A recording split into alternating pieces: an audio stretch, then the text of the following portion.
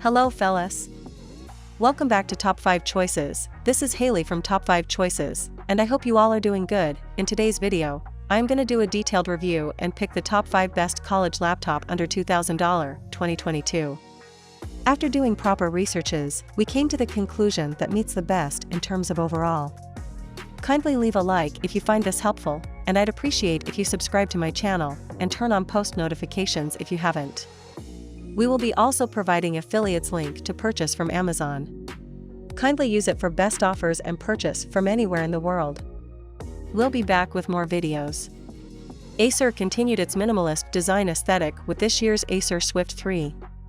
Definitely taking a cue from the Apple MacBook Air, the thin, lightweight aluminum chassis should feel familiar to anyone acquainted with earlier Acer Swift 3 models. The matte silver finish with polished Acer logo on the back is about as flashy as the laptop gets, and, for some, that's exactly what they're looking for. Needless to say, you will have to supply the personality yourself. The Swift 3 measures in at 12.6 by 8.5 by 0.6 inches and weighs 2.7 pounds, making the device incredibly portable without feeling flimsy.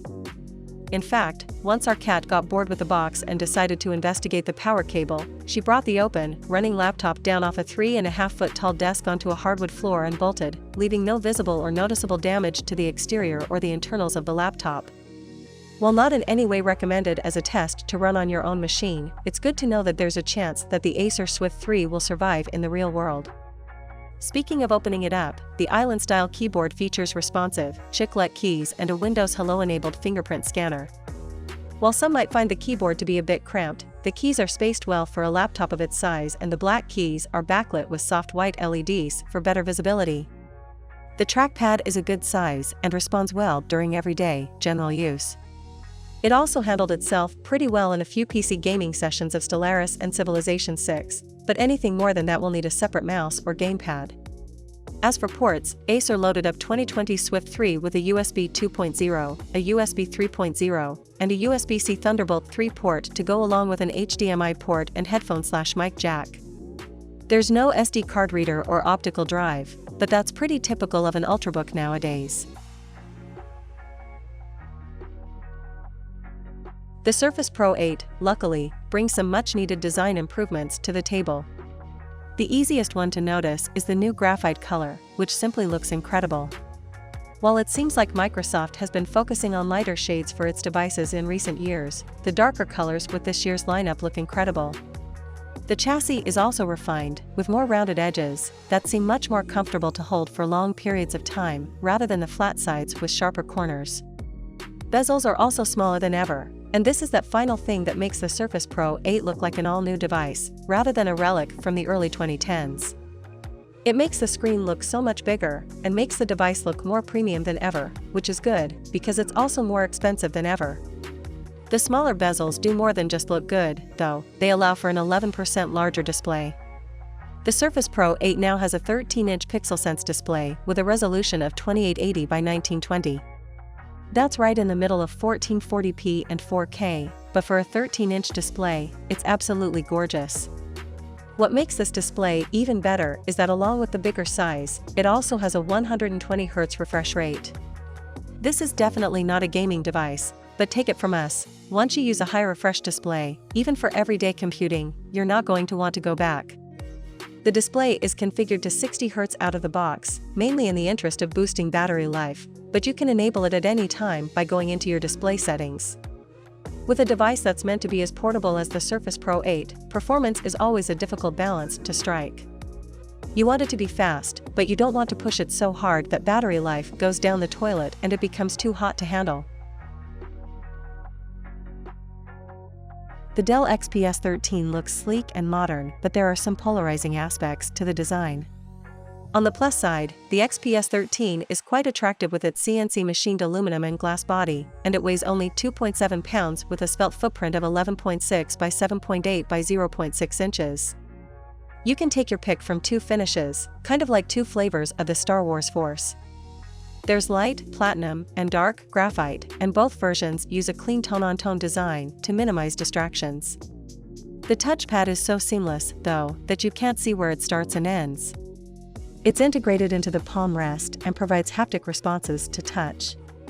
This setup worked well during our brief hands-on time, but it may take some getting used to.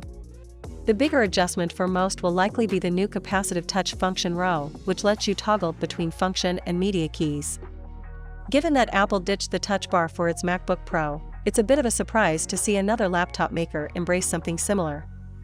But the good news is that the keys never change their position based on what you're doing, they're always the same.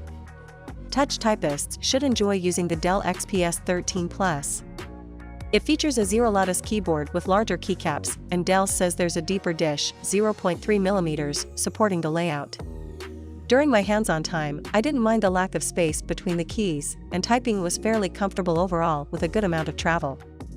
I wish the down and up arrows were larger, but generally speaking, the XPS 13 Plus typing experience is satisfying. The Dell XPS 13 Plus continues to feature a 4-sided Infinity Edge 13.4-inch display, but this time around Dell says that it reduced the number of layers to improve clarity and reduce weight. In person, the Dell XPS Premium's OLED display looked bright and vibrant, but there's a wide range of options. It starts with the FHD Plus 1920 by 1200 panel with 500 nits of brightness, and there's a touchscreen version of the same display. The MacBook Air's performance, powered by the M1 processor and 16GB of RAM, is phenomenal. When I split its screen between 20 Chrome, Intel, Not Universal, tabs and a 1080p YouTube video plus Apple's Mail and Photos app, Pixelmator, again, an Intel app, and 1Password, Intel, again, in the background, I never saw anything close to a hiccup. Oh, and in the background, 20GB of 4K video was being airdrop transferred, while everything stayed smooth and stable. During a group call, I even found time to play around with iOS apps, downloading and opening the Overcast podcatcher, HBO Max and the game Among Us.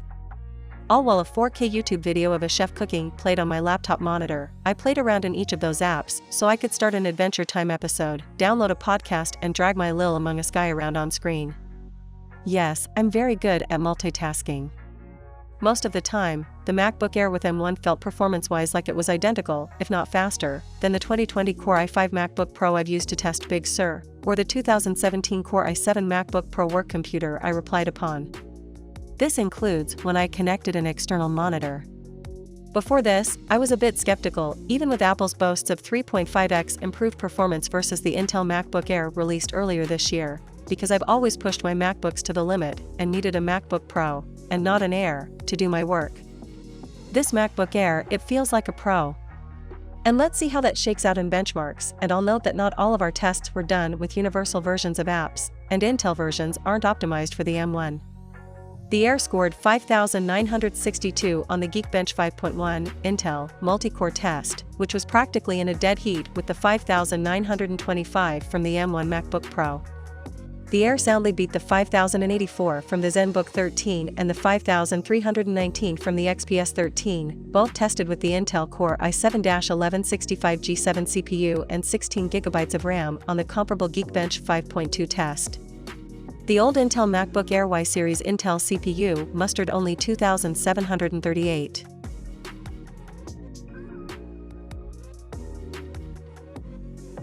The Lenovo Flex 5 is an attempt to bring the goodness of the Yoga series, which is basically a 2-in-1 form factor, to a more affordable segment. Let's start off with the color here.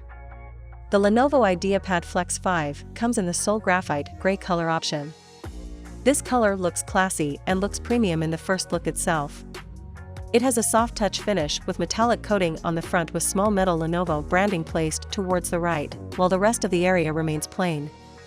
Opening up the laptop, you will be greeted with a 14-inch screen, keyboard and trackpad combo along with 2 front-firing speakers. Right below the keyboard, you will find the fingerprint scanner. The machine comes with 360-degree rotatable hinge, which is built fairly well and sturdy material. The laptop weighs 1.5 kgs and has a thickness of 17.9 mm. This combo is considered as a thin and light laptop. The high mechanism is quite smooth and I did not have any issues. Lenovo claims that the hinge can survive up to 25,000 opening and closing actions over a course of 4 years, which is 17 times a day on average. On the left of the laptop, there is a barrel charging port, HDMI 1.4b port, USB-C port with power delivery certification, and microphone combo jack. To the right side, you get two USB 3.1 Gen 1 ports, an SD card reader, and a power button. The power button acts as the regular power button on your smartphones. It works both in laptop and tablet mode. To the bottom, you get the air vent out and rubberized pads, which provide grip. On the inside, the Lenovo IdeaPad Flex 5 is powered by AMD Ryzen 5 4500U processor, which makes the Flex 5 one of the cheapest laptops in India with Ryzen 5 4000 series chipset. It is a 6-core CPU with a base clock speed of 2.3 GHz and turbo clock speed of up to 4 GHz. To handle the graphics, there is AMD Radeon R5 GPU on board, which is decent for light to medium tasks.